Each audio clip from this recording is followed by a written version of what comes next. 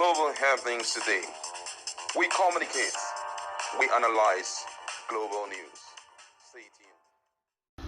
The political supremacy battle in Rivers State is almost coming to an end, and unfortunately or fortunately, Fubara, the sitting governor, seems to be carrying the day, considering the fact that most of the supporters of the FCT ministers are now standing tall behind him. The latest is that the elders have decided to change their mind. You get to hear their position about the current governor and why they have decided to take them off. And according to the news, some Rivers State elders have declared their support for Governor Similai Fubara in his political supremacy battle with his predecessor, the Minister of the FCT, Wike. The elders who are members of the Rivers State Elders Council, including High Chief Anam Sarah Igbe, Chief Rufus Ada George, Chief Asukewe Iko Awaji, High Chief Sonny Chukwumele, and a former national chairman of the People Democratic Party, Prince Uche Secondus. Other prominent members of the council include the former Deputy Governor Dr. Gabriel Tobi, a Second Republic lawmaker, Senator Bennett Birabi, a Niger Delta activist, Mrs. Anne Kyo Briggs, and former Senator Andrew Uchendu. It has been reported that Wike and his successor have been at loggerheads since October 2023, when some lawmakers in the state began impeachment proceeding against Governor Fubara. Despite President Tinubu's intervention, the governor has been at war with 27 lawmakers in the state who are loyal to the FCT minister and have defected to the All Progressive Congress APC.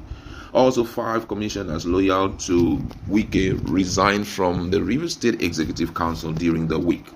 Speaking in a separate interview, the elders advised Fubara to stand from against Wike and deliver dividends of democracy to the Rivers State people. The elders who have been vocal about the state's happening said they would not allow the state to be plunged into an unavoidable crisis. Speaking in an interview, the High Chief Anam Sarah Igbe claimed that Fubara nearly resigned due to the constraint but was persuaded to stay by critical stakeholders. Chief Sarah Igbe welcomed the resignation of the commissioner loyal to Wike, stating that they added no value to the government. Reiterated the elders' support for Fubara and urged the governors to act without sentiment as he continued to deliver on his promises to the state. Sarah Igbe also urged Wike to allow Fubara to govern without interference, warning that continued disturbance could lead to discontent among the Rivers State people. Also speaking, the convener of the coalition of Rivers State leaders of thought, High Chief Sonny Chukwumele, declared support for Governor Fubara and berated the resigned commissioner. According to him, he says the former commissioners were not there to serve the state. They were also not men of their conviction, because when a man is a man of his conviction, he should be able to deal with justifiable principle. So they were there just to fulfill some particular interest. Chukwumele also advised the governor to appoint competent Rivers people to fill the vacant cabinet position. And he says this, he said, and I think the governor may also need to create more ministries. For instance, we need a ministry of Home Affairs in Rivers State. There is so much that is happening that requires security. There's need to be a commissioner. There's need for a commissioner who will handle an office like that. There are many people who are eminently qualified in Rivers State to fill those positions. They will also be loyal to the governor and the government of Rivers State. That is important. Insubordination must not be tolerated.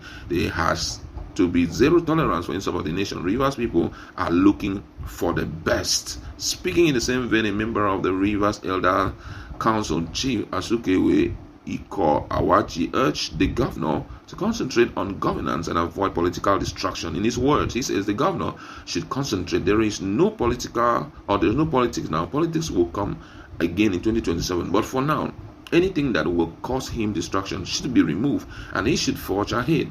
If he fails to deliver the dividend of democracy to the Rivers people, the people will take their decision in 2027. So he should give more attention to the development of the state. Nobody would take what is happening now as an excuse for failure in his role as the state governor.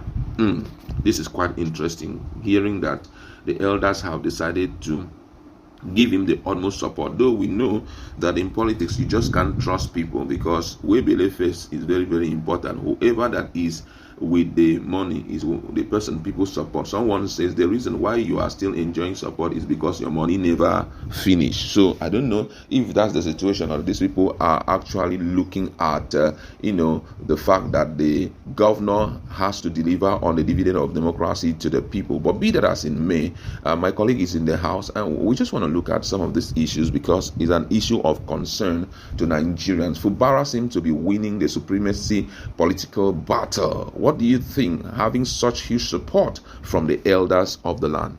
Well, the truth be told, like you rightly mentioned, he is in a position of power. For the now, it's obvious that he is not going to be impeached. Wisdom demands that you obey the king of the land. But just as they have rightly observed, power is transit. He's not permanent. It's only God that have that permanency of power. So he shouldn't forget, just the same way 8 years came and went, that's the same way 4 years will come and go.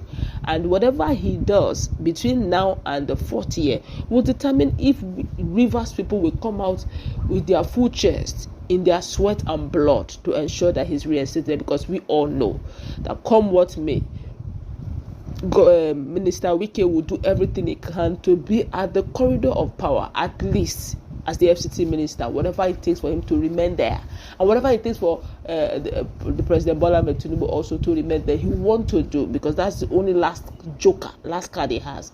And be that as it may, that still gives him some level of leverage and power to come back to Rivers State and have contend with the power of Fubara, which means 2027 is going to be a strong one in Rivers State, where it's going to be between Wike, his person or his prodigy, and the person he wants to bring. He wants to prove a point that I brought you in, quote and unquote, I can remove you. Though you have looks as if you have gotten the first term, but I can assure you there will be no second term for you. And that's why you see things like people like Magnus Abe playing the card now, saying if you are looking for a candidate, don't make that mistake again. I am willing to support you. I'm willing to openly identify with you. Though I will not look for trouble with the king, because he's still the king, before gutter will be found around my property.